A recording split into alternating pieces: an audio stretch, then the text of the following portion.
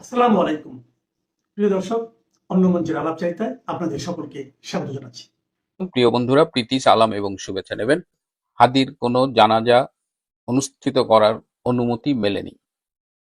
এই জানাজা করবার জন্য যে সংশ্লিষ্ট কর্তৃপক্ষ অনুমতি দেওয়ার কথা, তারা এই অনুমতিটি দেয়নি।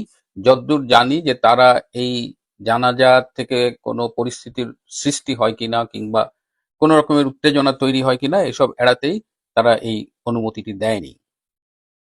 এদিকে গতকাল রাত থেকেই সারা দেশে এক ধরনের নৈরাজ্য চলছে, বিশেষ করে ডক্টর ইউনূসের জাতির উদ্দেশ্যে ভাষণ দেওয়ার পরে প্রথম আলো, ডেইলি স্টার এবং পরবর্তীতে আজকে শুনলাম যে আরো একটি পত্রিকা অফিস ভেঙেছে, উদীচীর অফিসে আগুন দিয়েছে। তো সারা দেশে এই এই লঙ্কাকাণ্ড চলছেই এবং এই হাদির মৃত্যুকে কেন্দ্র করে শাহবাগে আল কায়দা, যে বিদেশি জঙ্গি নেটওয়ার্ক, তার যে বাংলাদেশি নেটওয়ার্ক আছে, তাদের অনেক ভাগা ভাগা মানে বড় বড় জঙ্গি নেতাদের শাহবাগে দেখা যাচ্ছে। এবং ঢাকার আকাশে বাতাসে নানা রকমের গুজব, অনুমান, স্পেকুলেশন উড়ে বেড়াচ্ছে এই জানাজাকে কেন্দ্র করে আরো বেশি উত্তেজনা সৃষ্টি হয় কিনা কিংবা একটি বিপ্লবী সরকারের কথাও আকাশে বাতাসে ভাসছে।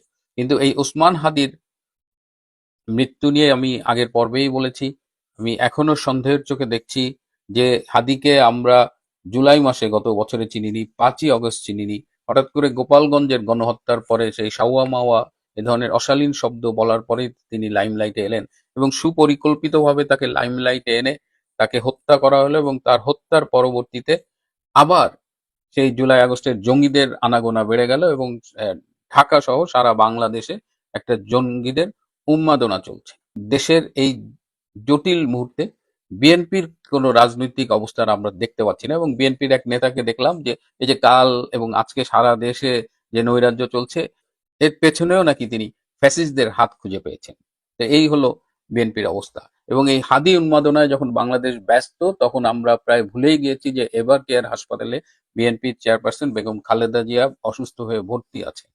তিনি ভেন্টিলেটরে ছিলেন এবং আজকে দুপুরে বেগম খালেদা জিয়ার গলায় একটা অস্ত্রোপচার করা হয়েছে, যেটাকে মেডিকেলের ভাষায় বলা হয় ট্রাকিওস্টমি। যখন একজন রুগীকে দীর্ঘ সময়ের জন্য ভেন্টিলেটরে রাখার সম্ভাবনা তৈরি হয়, তখন নাক মুখ থেকে তার এই টিউবের মাধ্যমে নিঃশ্বাস নিতে কষ্ট হয় এবং এর ফলে নানা জটিলতা হতে পারে। সেটি এড়ানোর জন্যই গলায় এই ছিদ্র করে এই একটা টিউব ঢুকিয়ে সেখান থেকে শ্বাস প্রশ্বাসের ব্যবস্থা করা হয়, যেটাকে বলা হয় ট্রাকিওস্টমি। তো আজকে সফলভাবে ট্রাকিওস্টমি করা হয়েছে এবং ধারণা করা হচ্ছে যে বেশ দীর্ঘ সময় বেগম খালেদা জিয়াকে এই ট্রাকিওস্টমির মাধ্যমে, এই ট্রাকিয়ার মধ্যে যে টিউব দিয়ে, এই টিউবের মাধ্যমে তিনি শ্বাস প্রশ্বাস নেবেন। এবং আহ, অনেকেই বলছেন যে আগামী নির্বাচন পর্যন্ত বেগম খালেদা জিয়াকে বাঁচিয়ে রাখবার জন্য সর্বোচ্চ চেষ্টা করছে চিকিৎসকের দল। কারণ যদি নির্বাচন হয় ফেব্রুয়ারিতে, তারা খালেদা জিয়াকে সেই নির্বাচনে প্রজেক্ট করতে চায় তাদের নেতা হিসেবে। আর ম্যাডাম যদি ভালো হয়ে যায়, তখন এই ট্রাকিস্টমি থাকলে যেটা সুবিধা হয়, ভেন্টিলেটর থেকে সরাতে সুবিধা হয় এবং এই ট্রাকিস্টমির যে জায়গাটা অপারেশন করে একটা ছিদ্র করা হয়েছে, সেটি বন্ধ করে দিলে তিনি আবার স্বাভাবিক মানুষের মতোই চলাফেরা করতে পারবেন। এদিকে ক্যান্টনমেন্টের খুব কাছেই কারওয়ান বাজারে যখন প্রথম আলো, ডেইলি স্টার ভাঙা চলছিল এবং সেখানে জঙ্গিরা জেনারেল ওয়াকারের নাম তুলে যেভাবে গালাগালি করছিলেন এবং সেখানে আমরা পরবর্তীতে দেখেছি সেনাবাহিনীকে অনেকটা মিউ মিউ ভূমিকায় তারা এই আন্দোলনরত জঙ্গিদের কাছে পারমিশন চাচ্ছে যে 20 মিনিটের জন্য তাদের যেন প্রথম আলো, ডেইলি স্টার বিল্ডিং এর ভেতরে যেতে দেওয়া হয়। এরকম একটা উত্তেজনাকর পরিস্থিতিতে ঢাকা ক্যান্টনমেন্টের নিরাপত্তা জোরদার করা হয়েছে। প্রতিটি প্রবেশ গেটে যেখানে সিকিউরিটি থাকে আর্মির, সেখানে সশস্ত্র পাহারা বসানো হয়েছে এবং পুরো ক্যান্টনমেন্ট জুড়ে একটা থমথমে অবস্থা। ক্যান্টনমেন্টে বেশ অসন্তোষ রয়েছে এই মুহূর্তে, কারণ আপনারা জানেন যে কদিন আগে সুদানে এই বিদ্রোহীদের হামলায় বাংলাদেশ সেনাবাহিনীর 6 জন সৈনিক এবং অফিসার তারা মারা গেছেন এবং অনেকেই আহত হয়েছেন। এই 6 জন সৈনিকের জন্য রাষ্ট্র এখন পর্যন্ত কোনো শোক ঘোষণা করেনি, কিন্তু হাদির জন্য শনিবার দিন রাষ্ট্রীয় শোক ঘোষণা করা হয়েছে। এই বিষয়টি নিয়ে আর্মিদের ভেতরে একটি প্রতিক্রিয়া হয়েছে যে সেনাবাহিনী তারা অন্তত কাগজে কলমে বলা হয় যে দেশের স্বাধীনতা সার্বভৌমত্ব রক্ষার জন্য তারা জীবন দিয়ে লড়াই করে এবং তারা জীবন দিয়েছে, বাংলাদেশের নাম করেই তারা জীবন দিয়েছে জাতিসংঘ শান্তিরক্ষী বাহিনীতে কর্মরত অবস্থায়। সুতরাং তাদের ব্যাপারে ইউনূস সরকারের তেমন কোনো আগ্রহ দেখা যায়নি, রাষ্ট্রীয় উদ্যোগ দেখা যায়নি। অথচ হাদি, যিনি রাজনীতিতে অবশ্যই বিতর্কিত, তাকে নিয়ে এই রাষ্ট্রের শোক ঘোষণা, এটা নিয়ে ক্যান্টনমেন্টে কিন্তু অসন্তোষ দেখা দিয়েছে এবং ক্যান্টনমেন্টে আজকে বিভিন্ন অফিসারদের বসবার কথা ৩ বাহিনীর।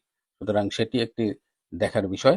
আর এদিকে প্রথম আলো অফিসের সামনে প্রথম আলোর সম্পাদক মতিউর রহমান এবং অন্যান্যরা তারা প্রতিবাদের জন্য দাঁড়িয়েছিল, কিন্তু আশেপাশে এই তৌহিদি জনতা স্লোগান দেখে তারা তাদের প্রতিবাদ সংক্ষিপ্ত করে মোটামুটি বলা যায় যে এক ধরনের পালিয়েই চলে গেছে। এই আজকের বাংলাদেশ, আজকে সারা দেশ জুড়ে একটা অনিশ্চয়তা, কালকে কি হবে। এদিকে ভারতীয় পণ্য বর্জনের একটা ডাক দেওয়া হয়েছে। এখন ভারতীয় পণ্য বলতে কি বোঝায় আমি ঠিক বুঝি না। এই যে ভারতীয় চাল, ভারতীয় মসলা, এই যে ভারতের অনেক জিনিসপত্র, ইভেন ভারতের বিদ্যুৎ, এগুলো ব্যবহার করে তারা ভারতীয় পণ্য বর্জনের ডাক দিচ্ছে। এদিকে ভারত কিভাবে রিয়াক্ট করবে সেটি নিয়েও কিন্তু একটা প্রশ্ন আমাদের ভেতরে আছে। প্রায় ১৯৬০ বছর আগে রোম নগরীতে এক ভয়াবহ অগ্নিকাণ্ড ঘটেছিল, যা টানা ৬ দিন ধরে চলেছিল। এই আগুনে রোমের ১৪টি অঞ্চলের মধ্যে 10টি প্রায় ধ্বংস হয়ে যায়। প্রচলিত লোককথা অনুযায়ী যখন রোমবাসী আগুনে দগ্ধ হচ্ছিল এবং শহরের সম্বল হারিয়ে আর্তনাদ করছিল, সম্রাট নিরো তখন তার প্রাসাদের বারান্দায় দাঁড়িয়ে পরম নিশ্চিন্তে বাঁশি বাজাচ্ছিলেন এবং ট্রয় নগরীর ধ্বংস নিয়ে গান গাইছিলেন। সেই থেকে এই প্রবাদটি প্রচলিত, রোম যখন পুড়ছিল, নিরো তখন বাঁশি বাজাচ্ছিল। অধ্যাপক ইউনূস যে নিরোর মতো বাঁশি বাজাচ্ছিলেন তা বলার কারণ হলো, প্রথম আলো ডেইলি স্টারে হামলাকারীরা পৌঁছানোর আগে সরকার উচ্চ পর্যায়ে সাহায্য চেয়েও তা না পাওয়ার অভিযোগ করেছে পত্রিকা দুটি। দর্শক, 18 ডিসেম্বর বৃহস্পতিবার দিবাগত রাতে বাংলাদেশে যা যা ঘটে গেল, আর তখন নোবেল বিজয়ী অধ্যাপক ইউনূস এবং তার সরকার যেভাবে ডিউটি ফ্রি মুডে ছিল, তার সঙ্গে সম্রাট নিরো সেই প্রাচীন উপমার সঙ্গে অনেকখানি মিল খুঁজে পাওয়া যায়। আমাদের হিসেবে ওই রাতে সারা দেশে কমপক্ষে 16টি জায়গায় হামলা, ভাঙচুর, অগ্নিসংযোগ আর হত্যাকাণ্ডের ঘটনা ঘটেছে। নোবেলজয়ী অধ্যাপক ইউনূস তো শান্তি পছন্দ করেন, তাই হয়তো তার প্রশাসন 18 ডিসেম্বর রাতে এতটাই শান্ত ছিল যে সারা দেশ যখন পড়ছিল তারা সম্ভবত বাঁশি বাজাচ্ছিলেন না, শান্তির ঘুমে বিভোর ছিল। অবশ্য প্রায় 14 ঘন্টা পর মোহাম্মদ ইউনূসের দপ্তরের ঘুম ভাঙলে দুটো বিবৃতি জোটে বাংলাদেশের মানুষের কপালে। সেই বিবৃতিতে গণমাধ্যমে হামলা আর ময়মনসিংহে এক হিন্দু ব্যক্তিকে পিটিয়ে হত্যার ঘটনায় বরাবরের মতোই পাওয়া গেছে একরাশ নিন্দা আর ন্যায় বিচারের আশ্বাস। যদিও বিবৃতি দুটি দেখে মনে হতে পারে ছায়ানটের মতো বড় প্রতিষ্ঠানে হামলার খবর যমুনায় পৌঁছায়নি। অধ্যাপক ইউনূসের দপ্তর গতানুগতিকভাবে কাউকে ছাড় দেয়া হবে না এমন ভোতা মার্কা হুঁশিয়ারি দিলেও যুক্তরাষ্ট্র ও যুক্তরাজ্য নতুন করে সতর্ক থাকতে বলেছে। বাংলাদেশে দেশ দুটির দূতাবাস বলছে, শরীফ ওসমান হাদির জানাজা ঘিরে তাদের নাগরিকদের সতর্ক থাকতে বলেছে। সরকার এই প্রথমবারের মতো বলছে বিচ্ছিন্ন উগ্র গোষ্ঠীরা এই কাজ করেছে, সেই কারণেই কি বিদেশিদের এমন তড়িৎ সতর্কবার্তা। দর্শক, গত 16 মাস ধরে দেশব্যাপী মব সন্ত্রাসের বারবারান্ত হলেও অন্তর্বর্তী সরকার প্রভাবশালীদের কাছে এগুলো ছিল প্রেসার গ্রুপের কাজ। যদিও 18 ডিসেম্বর রাতে সহিংসতার ঝটিকা সফরের পর তারা এখন বলছেন সবচেয়ে নিকৃষ্ট মব সন্ত্রাস। 18 ডিসেম্বর রাতে যা হয়েছে তাকে স্রেফ সহিংসতা বললে ভুল হবে। এটা ছিল এক পরিকল্পিত তাণ্ডব। চলুন দেখি সেই রাতে প্রশাসন আর সরকারের ডিউটি ফ্রি মুডে থাকাকালীন সময় কি কি ঘটনা ঘটলো। কারণ বাজারে দৈনিক প্রথম আলো এবং ফার্মগেটের ডেইলি স্টার ভবনে হামলা ও আগুন দেওয়া হয়। ডেইলি স্টার ভবনে কর্মরত প্রায় 30 জন সাংবাদিক সাক্ষাৎ মৃত্যুকে দেখেছেন খুব কাছ থেকে। পত্রিকাটির সাংবাদিক চাইমা ইসলাম যখন ফেসবুকে স্ট্যাটাস লিখলেন, আমি আর নিঃশ্বাস নিতে পারছি না, তোমরা আমাদের মেরে ফেলেছো। ভিডিওতে দেখা গেছে ডেইলি স্টারের সাংবাদিকরা যখন ছাদে আটকা পড়ে ধোঁয়ায় নীল হয়ে যাচ্ছিলেন, তখন পুলিশ ও প্রশাসন শান্তি আলোচনা করছিল। পুলিশ সেখানে উপস্থিত থেকেও পিসফুলি ভাঙচুরটা দেখেছে। বিবিসি বাংলার খবরে বলা হয়েছে, হামলাকারীরা পত্রিকা দুটির অফিসে পৌঁছানোর আগে সরকার উচ্চ পর্যায়ে সাহায্য চেয়েছিলেন সাংবাদিকরা, কিন্তু সরকার তো তখন ছিল সেই বাঁশি বাজানোতে ব্যস্ত। বৃহস্পতিবার মধ্যরাত থেকে শুক্রবার সন্ধ্যা পর্যন্ত অনলাইন কার্যক্রম বন্ধ ছিল। পরে রাত থেকে আবার সংবাদ মাধ্যম দুটিতে অনলাইন কার্যক্রম চালু হয়। সন্ধ্যায় প্রথম আলোর অনলাইনে প্রতিষ্ঠানের উপর হামলা নিয়ে প্রথম আলোর বক্তব্য শীর্ষক একটি লেখা প্রকাশ করা হয়েছে। তাতে বলা হয়েছে, প্রথম আলোর অফিস উদ্দেশ্য প্রণীত ও সংগঠিত আক্রমণের শিকার হয়েছে। পত্রিকাটি বলছে, হামলা, ব্যাপক ভাঙচুর ও অগ্নিসংযোগের কারণে প্রথম আলো প্রতিষ্ঠার 27 বছরের ইতিহাসে কোনো সংবাদপত্রজনিত ছুটি বাদে পত্রিকাটি এই প্রথম আজ প্রকাশ করা সম্ভব হয়নি। হামলার শিকার হয় দিনটিকে বাংলাদেশের জন্য এক কালো দিন বলে উল্লেখ করেছে প্রথম আলো ও ডেইলি স্টার। রাজশাহী, কুষ্টিয়া ও সিলেটে প্রথম আলো ডেইলি স্টার কার্যালয়ে হামলা হয়েছে। দর্শক, বর্তমান অন্তর্বর্তী সরকার আমলে এর আগেও ডেইলি স্টার এবং প্রথম আলোতে হামলার চেষ্টা করা হয়েছিল। রাত 2:45টায় যখন দেশের অন্যতম প্রবীণ সম্পাদক নুরুল কবির ডেইলি স্টার অফিসের সামনে গিয়ে হামলার প্রতিবাদ জানালেন, মব তা কেউ ছাড়ল না। পরিসংখ্যান বলছে অধ্যাপক ইউনূসের গত 16 মাসে সাংবাদিক নির্যাতন আর গণমাধ্যমের উপর নিপীড়নের চিত্র অতীতের যে কোনো সময়কে ছাড়িয়ে গেছে। টিআইবির পরিসংখ্যান বলছে ডক্টর ইউনূসের আমলে সাংবাদিকরা আসলে আরো বেশি শারীরিক কসরত করছেন পালানোর জন্য। সংস্থাটির পরিসংখ্যান অনুযায়ী অধ্যাপক ইউনূস দায়িত্ব নেওয়ার পর থেকে গত 1 নভেম্বর পর্যন্ত 6 জন সাংবাদিক খুন হয়েছেন, 27 জন সাংবাদিককে জেলে ভরা হয়েছে, 450 বেশি সাংবাদিক শারীরিক হামলার শিকার হয়েছেন। সবচেয়ে ভয়ঙ্কর হলো, থামাতে না পারলে সরকার এখন সন্ত্রাসবাদ বিরোধী আইনের অপব্যবহার করছে। সাংবাদিকদের অ্যাক্রিডিটেশন কার্ড বাতিল থেকে শুরু করে আর্থিক হয়রানি সব কৌশলে ব্যবহার করেছে সরকার। প্রথম আলো ডেইলি স্টারে হামলার পরপরই বাংলার প্রাণের প্রতিষ্ঠান ছায়ানটেও হামলা হয়। নতুন বাংলাদেশের জন্য হয়তো সুর এখন বড় বেশি ভীতিকর, তাই হামলাকারীরা ভেঙেছে হারমোনিয়াম আর সেতার, সাথে ইন্দিরা গান্ধী কালচারাল সেন্টারটিও পুড়িয়ে দেওয়া হয়। একই রাতে আগুন দেওয়া হয় ধানমন্ডি 32 নম্বরে। তবে 32 নম্বরে শুধু আগুন দিয়ে মন ভরেনি, আনা হয় বুলডোজারও। দর্শক, একই রাতে বিভৎসতার সব মাত্রা ছাড়িয়ে গিয়েছিল ময়মনসিংহের ভালুকায়। দীপু চন্দ্র দাস নামে এক হিন্দু যুবককে ধর্ম অবমাননার অভিযোগে পিটিয়ে হত্যা এবং গাছে ঝুলিয়ে আগুনে পুড়িয়ে দেওয়া হয়। মধ্যযুগীয় কায়দায় চলা দেশে কোনো প্রমাণ নেই, কোনো বিচার নেই, শুধু মবের ইচ্ছা আর এক টুকরো দড়ি আজ বাংলাদেশের আইন। চট্টগ্রাম ও খুলনায় ভারতীয় ডেপুটি হাইকমিশনে হামলা চালানো হয়। উত্তরায় 32টি দোকান ভাঙচুর আর আওয়ামী লীগ নেতার বাড়িতে লুটতরা চালানো হয়েছে। চট্টগ্রামে প্রয়াত মিয়ার মহিউদ্দিন চৌধুরী এবং বান্দরবানে সাবেক মন্ত্রী বীর বাহাদুরের বাড়িতে লুটতরাজ ও অগ্নিসংযোগ করা হয়। দর্শক, রাতভর এমন তাণ্ডবে সামাজিক মাধ্যমে অনেকে আশা করেছিলেন কখন আসে অধ্যাপক ইউনূসের দপ্তর থেকে বহুল কাঙ্ক্ষিত একটি বিবৃতি। এমন প্রত্যাশার বড় কারণ হলো সরকার এরই মধ্যে বিবৃতিবাজ সরকার হিসেবে ব্যাপক জনপ্রিয়তা অর্জন করেছে।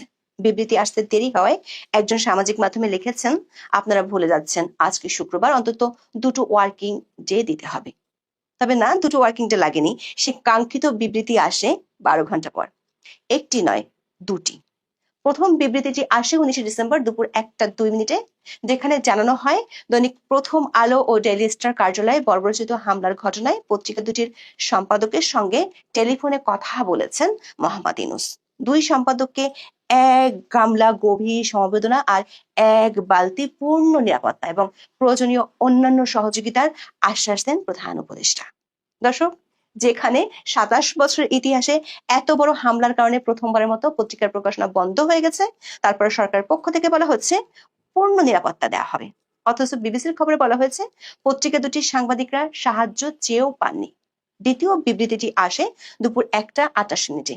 এই বিবৃতিতে সরকার বলছে এগুলো কিছু ফ্রেঞ্চ এলিমেন্ট বা বিচ্ছিন্ন গোষ্ঠীর কাজ। পুলিশ ও সেনাবাহিনী আর শত শত মিডিয়ার সামনে যখন পত্রিকা দুটিতে হামলা চালানো হয়, তখন সেটি বিচ্ছিন্ন গোষ্ঠীর কাজ হয় কিভাবে? ঘন্টার পর ঘন্টা সময় পেয়েও ডেইলি স্টার বা ছায়ানট রক্ষা করা হলো নাই বা কেন?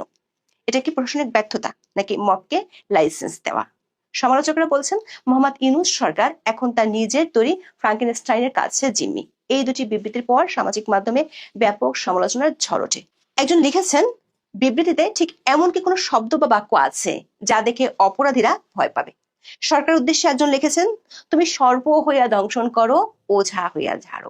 আরেকজন লিখেছেন, সরকার বলেছে নাগরিকদের সচেতন থাকতে হবে, কারণ সরকার হিসেবে তাদের আসলে কিছুই করার ক্ষমতা নেই। দিন শেষে ছায়ানটে সমবেদনা জানাতে গিয়েছিলেন সংস্কৃতি উপদেষ্টা মোস্তফা সরোয়ার ফারুকী। তিনি হামলাকে ফৌজদারি অপরাধ বললেও প্রায় 24 ঘন্টা পার হতে চললেও না কোনো মামলা হয়েছে, না কেউ গ্রেপ্তার হয়েছে।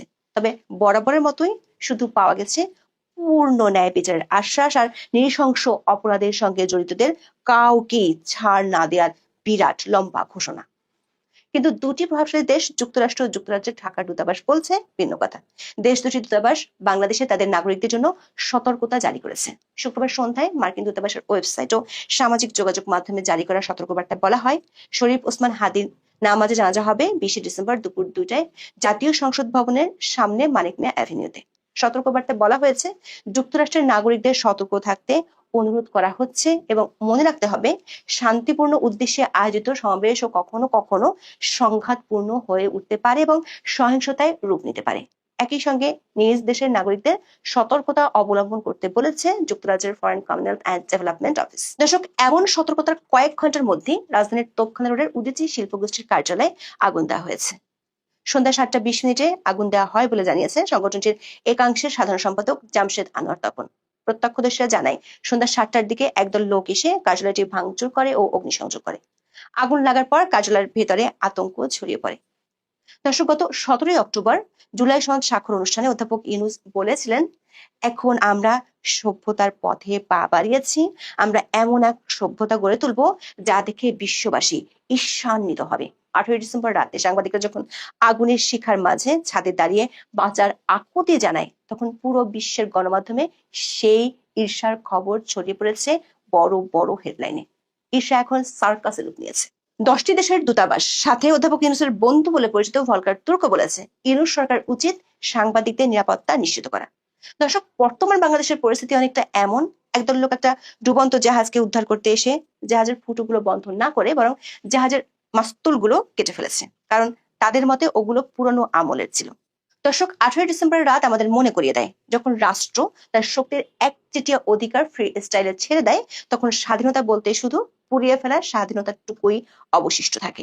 সরকার আগামী ফেব্রুয়ারিতে নির্বাচনের কথা বলেছে, কিন্তু যে সরকার একটি সংবাদপত্রের অফিস বা একজন সম্পাদককে রক্ষা করতে পারে না, তারা স্বচ্ছ ব্যালট বাক্স রক্ষা করতে পারবে কিভাবে, সে প্রশ্ন থেকে যায়। সরকার বলছে তারা বিশৃঙ্খলার বিরুদ্ধে সতর্ক, কিন্তু সতর্কবাণী কেবল ফেসবুক আর কাগজের বিবৃতিতেই সীমাবদ্ধ। অবস্থা এমন দাঁড়িয়েছে, ইতিহাসের পাতায় অধ্যাপক ইউনূসের এই 16 মাস বিবৃতি 16 মাস হিসেবে লেখা থাকবে। আসলে বাংলাদেশ আজকে স্মরণকালের ইতিহাসে সবচেয়ে খারাপ একটি সময় অতিক্রম করছে। 1971 সালে আমরা যুদ্ধ করেছিলাম বিদেশিদের বিরুদ্ধে, আমরা যুদ্ধ করেছিলাম পাকিস্তানি দখলদারদের বিরুদ্ধে, এবং আমাদের সেই যুদ্ধের একটা গন্তব্য ছিল, সেখানে একটা গতি ছিল, একটা নীতি ছিল, একটা আদর্শ ছিল। সেই নীতি, আদর্শ, গতি এবং গন্তব্য দিয়ে আমরা 1971 26 মার্চ থেকে 16 ডিসেম্বর পর্যন্ত যুদ্ধ করে একটি স্বাধীন দেশ তৈরি করেছিলাম। সেই স্বাধীন স্বদেশ তৈরির ক্ষেত্রে আমাদের যে সহযাত্রী ছিলেন, তারা ছিলেন ভারতীয় উপমহাদেশ, অর্থাৎ ভারত মহাদেশ, অর্থাৎ ভারত আমাদেরকে অস্ত্র দিয়েছে, অন্ন দিয়েছে, ট্রেনিং দিয়েছে, নিজেদের সীমান্ত খুলে দিয়ে নিজের দেশে আশ্রয় দিয়েছে। শুধু কি তাই, 1 কোটি মানুষ 1971 সালে ভারতে আশ্রয় শিবিরে আশ্রয় নিয়েছিল জীবন বাঁচানোর জন্য, সম্ভ্রম বাঁচানোর জন্য, শিশুদের জীবন রক্ষা করার জন্য, বৃদ্ধদের জীবন রক্ষা করার জন্য। সেই ভারত উদারভাবে বাংলাদেশের পাশে এসে দাঁড়িয়েছিল। পৃথিবীর নানা দেশে ডিপ্লোমেসির মাধ্যমে বাংলাদেশের জন্য জনমত তৈরি করেছে। পৃথিবীর নানা দেশ থেকে অস্ত্র সংগ্রহ করে মুক্তিযোদ্ধাদেরকে দিয়েছে, গেরিলাদেরকে দিয়েছে। সেই ভারত গত 53 বছরে বাংলাদেশের একটি কণা মাটিও দখল করার চেষ্টা করেনি এবং দখল করেনি। উপরন্ত ভারতের সাথে 74 সালে ইন্দিরা মুজিব একটি চুক্তি হয়েছিল যে সীমান্তে যে ছিটমহল আছে সেই ছিটমহলগুলোর বিনিময়ের জন্য। 54 বছরের মধ্যে 50 বছর কেটে গেলেও এই চুক্তিটি বাস্তবায়িত হচ্ছিল না। পরবর্তীতে এই মোদী সরকার শেখ হাসিনার সাথে এই সমঝোতা করে সেই চুক্তিটি বাস্তবায়িত হলো। ভারত তার 1500 হেক্টর জায়গা বাংলাদেশকে বেশি ছেড়ে দিয়েছে, দিয়ে এই সমস্যার সমাধান করেছে। শুধু কি তাই, হার্ডিঞ্জ ব্রিজের নিচ দিয়ে তখন ট্রাক চলতো, গঙ্গা আর বুকে পানি নেই। সেই পানির জন্য যে হাহাকার, আমরা বিএনপিকে, বাসানির দলকে, ওই মামুনুল হকের বাপকে দেখেছি পারাক্ষা অভিমুখে লং মার্চ করে, কিন্তু পানি আর আসে না। শেখ হাসিনা এসে ভারতের সাথে বন্ধুত্বের ভিত্তিতে একটি চুক্তি করলেন, গঙ্গার পানি চুক্তি। সেই গঙ্গার পানি চুক্তিটি 2026 সালের সেপ্টেম্বর মাসে শেষ হয়ে যাবে। মনে হচ্ছে আজকের দিনে যে অবস্থা, গঙ্গা আবার শুকিয়ে কাঠ হয়ে যাবে, চৌচির হয়ে যাবে গঙ্গার তলদেশ। কারণ ভারত গঙ্গা চুক্তি আর নবায়ন করবে না। কেন করবে না? কারণ 70 রাষ্ট্রের তালিকায় বাংলাদেশ এখন 3 নম্বরে। তাহলে আপনি আসুন, দেখুন যে বাংলাদেশের ভবিষ্যৎটা কোথায় যাচ্ছে। যে ভারত 1971 সালে আমাদেরকে সহযোগিতা করেছে, গঙ্গার পানি চুক্তি করেছে, যেই ভারত আমাদের সীমান্ত সমস্যার সমাধান করে দিয়েছে, ভারতের সাথে তালপট্টি অঞ্চলে আমাদের 25,000 বর্গ কিলোমিটার সমুদ্র সীমানা নিয়ে ডিসপিউট ছিল, সেটা ভারতের দখলে ছিল। আরবিট্রেশনের মাধ্যমে শেখ হাসিনার সাথে পরামর্শ করে মোদি সেটারও সমাধান করে দিলেন। সেখানে বাংলাদেশ পেল 21,500, ভারত পেল 4,500। না সরি, বাংলাদেশ পেল 20,500 আর ভারত পেল 4,500 বর্গ কিলোমিটার। তারপর সমাধান হলো। আজকে প্রধানমন্ত্রী শেখ হাসিনার ভারতে আশ্রয় নেওয়ার পর, আওয়ামী লীগের সরকারের পরাজয় হওয়ার পর, মৌলবাদী সন্ত্রাস যখন বাংলাদেশটাকে দখল করলো, মৌলবাদের গডফাদার ডক্টর ইউনূস যখন বাংলাদেশের ক্ষমতায় বসলো, বাংলাদেশকে বিক্রি করার যে নীল নকশা নিয়ে ডক্টর ইউনূস বাংলাদেশে ঢুকলো, সেই নীল নকশা ধীরে ধীরে ধীরে ধীরে বাংলাদেশকে গায়েল করতে শুরু করলো। এখন বাংলাদেশ তার বন্দরটি দিয়ে দিল আমেরিকাকে, আরেকটি বন্দরের দায়িত্ব দিয়ে দিল এই ডেনমার্ককে। আমাদের সমুদ্র সীমা এখন আর আমাদের হাতে নেই, বিন্দেশি বেনিয়াদের হাতে চলে গেছে বাংলাদেশের সমুদ্র সীমা। বাংলাদেশ এখন একটি বঙ্গুর রাষ্ট্র। এই বঙ্গুর রাষ্ট্রে আজকে প্রথম আলো ভাঙে, কালকে অমুকের বাড়ি ভাঙে, পরশুদিন অমুকের বিজনেস ভাঙে। এইভাবে করতে করতে বাংলাদেশটি ধ্বংসের দ্বার প্রান্তে চলে গেছে। ভারতকে হুমকি দেওয়া হচ্ছে, কূটনীতিক সমস্ত শিষ্টাচারকে লঙ্ঘন করে বলা হচ্ছে ভারতের 7 সিস্টারকে দখল করা হবে। ভারতের গতকাল থেকে, গত দুদিন থেকে ভারতীয় হাই কমিশনে হামলা হচ্ছে, ভারতীয় দূতাবাসগুলোতে আক্রান্ত হচ্ছে, মানুষকে হত্যা করার চেষ্টা করা হচ্ছে, আর্মি পুলিশ দিয়েও থামানো যাচ্ছে না। এই লাল বদররা কারা? 1971 সালের আলবদররা নাম বদলিয়ে এখন লাল বদর হয়েছে। সেই লাল বদরদের সর্দারদের একজন ছিল হাদি, যিনি ইতিমধ্যে পরলোক গমন করেছেন। তার বিদায়ী আত্মার শান্তি কামনা করতে গিয়ে আগুন জ্বালানো হচ্ছে, রাস্তাঘাট ভাঙা হচ্ছে, 32 নম্বরের ভাঙা বাড়িতে আবার বুলডেজার চালানো হচ্ছে। এমনি করে এইভাবে যেই বাংলাদেশকে আপনারা দেখছেন, ভারতকে এত বড় প্রতিবেশীকে যে চ্যালেঞ্জ আপনারা ছুড়ে দিচ্ছেন, এর ফলাফল কি হবে? ভারত তার স্ট্র্যাটেজি ঠিক করছে। ভারত স্ট্র্যাটেজি ঠিক করছে বাংলাদেশকে পুরোটা নিয়ে নিবে নাকি প্যারালাইজড করে দিবে। আপনারা ভাবছেন ভারতের কোনো ক্ষমতা নেই? না, ভারত তো খিস্তি খেয়ে করবে না। ভারত তো আপনার মতো রাস্তার বস্তির ছেলেমেয়েদের মতো হাহাকার এরকম গালিগালাজে লিপ্ত থাকবে না। ভারতের যে কাজ, আপনারা সেটা যদি দেখেন, সেটা যদি ঘটে যায়, এই বাংলাদেশটি আর থাকবে না। আপনারা জানেন আমাদের সেনাপ্রধান বলেছিল, আপনারা যদি ঠিক না হন এই দেশের স্বাধীনতা এবং সার্বভৌমত্ব থাকবে না। তার এই কথাটি, তিনি কিন্তু সেনাবাহিনীর প্রধান, এটা সিগনিফিকেন্স কোথায় একটু খোঁজ করে দেখেন। ভারত বাংলাদেশের চারপাশে তার সেনা উপস্থিতি 10 গুণ বাড়িয়ে দিয়েছে। যেই কোনো সময় ভারতীয় সেনারা তাদের প্রয়োজনীয় জায়গায় আঘাত হানতে পারে। আপনি কি করবেন? ভারত আক্রমণ করবেন? করেন, দেখি ভারত আক্রমণ করেন। আপনি ভারত আক্রমণ করতে পারবেন না। আপনারা পারবেন বাংলাদেশের মধ্যে একটা গৃহযুদ্ধ লাগাতে। এই 18 কোটির মানুষের মধ্যে 9 কোটি মানুষ নিহত হবে। এই 9 কোটি মানুষের লাশের গন্তে এই দক্ষিণ পূর্ব এশিয়াতে মানুষ বসবাস করতে পারবে না। এই হায়নারা বাংলাদেশে এই শুয়োরদের হাতে ক্ষমতা যাওয়ার পর শুয়োররা যেভাবে আস্ফালন শুরু করেছে বাংলাদেশে, এই বাংলাদেশটিকে একটি জাহান্নাম না বানিয়ে তা ছাড়বে না। ভারত অনেক চেষ্টা করেছে, অনেক নমনীয় থেকেছে। কারণ ভারত মনে করেছে বাংলাদেশ একটি বন্ধুপ্রতিম রাষ্ট্র, তার রাষ্ট্রের সমস্যা তারা সমাধান করবে। আমরা প্রতিবেশী রাষ্ট্র, আমরা উদ্বিগ্ন, আমাদের ইন্টারেস্ট আছে, আমাদের সম্পর্ক আছে, কিন্তু বাংলাদেশের সমস্যা বাংলাদেশে সমাধান করুক। কিন্তু বাংলাদেশ তার সমস্যাটাকে ভারত পর্যন্ত নিয়ে যাওয়ার চেষ্টা করছে। দেখেন, তারেক রহমান 17 বছর কিন্তু লন্ডনে নির্বাসনে ছিলেন। ওই লন্ডনে নির্বাসনে থাকা অবস্থায় বাংলাদেশের কেউ তো লন্ডন আক্রমণের কথা বলেনি, কেউ তো লন্ডনে এসে এই তারেক রহমানকে নিয়ে যাওয়ার জন্য বলেনি। শেখ হাসিনা কিন্তু আগেও ভারতে নির্বাসিত ছিলেন দীর্ঘদিন, কই তখন তো জিয়াউর রহমান যাইয়া ভারত আক্রমণের কথা বলেনি। কিন্তু আজকে কেন হচ্ছে? আজকে আপনাদেরকে বুঝতে হবে, বাংলাদেশটাকে একটা যুদ্ধক্ষেত্র বানানোর চেষ্টা চলছে। সেখানে ভারতকেও যুদ্ধে অংশগ্রহণ করানোর চেষ্টা চলছে। চায়না এবং পাকিস্তান ইন্ধন দিচ্ছে, আমেরিকা খুব দূরে বসে মিটমিট করে হাসছে। তাদের কথা হচ্ছে অস্ত্র বিক্রি করতে হলে তো একটি যুদ্ধক্ষেত্র লাগবে, আর সেই যুদ্ধক্ষেত্রে অস্ত্র বিক্রি করবে আমেরিকা এবং চায়না। আর আপনি যা উৎপাদন করবেন, যা পাবেন, বিদেশিদের কাছে খন্ড খন্ড রাষ্ট্র বিক্রি করবেন, সেখান থেকে যে টাকা পাবেন সেই টাকা দিয়ে অস্ত্র কিনে যুদ্ধ করবেন। এই যুদ্ধ কতদিন চালাবেন, কতদিন চলবে যুদ্ধ আমরা জানি না, কিন্তু আমাদের সোনার বাংলা ধ্বংস হয়ে যাচ্ছে এবং ধ্বংস হয়ে যাবে। এই ধ্বংসকে অনিবার্য করে যারা তুলছে তারা হচ্ছে মৌলবাদী শ্রেণীর মানুষ, হাদিদের মতো নর্দমার কীট।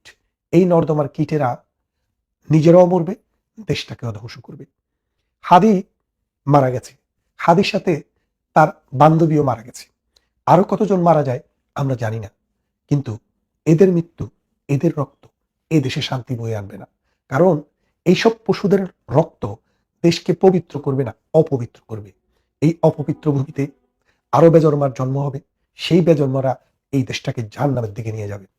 ভারত আমাদের বড় প্রতিবেশী।